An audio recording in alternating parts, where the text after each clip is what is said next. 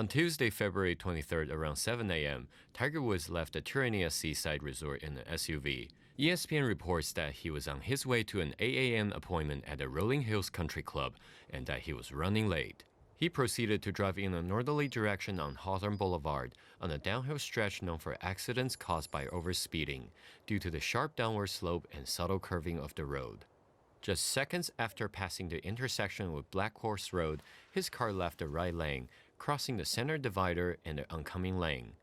The car then flipped over, hit a tree, and slid for dozens of yards through trees and bushes. A neighbor called 911 at 7:12 a.m. The Los Angeles Fire Department arrived at 7:28 a.m. and worked to extricate Woods from the vehicle, using various tools to remove the windshield and safely remove Woods. He was then taken to a nearby hospital where he underwent surgery on a shattered ankle and leg fractures.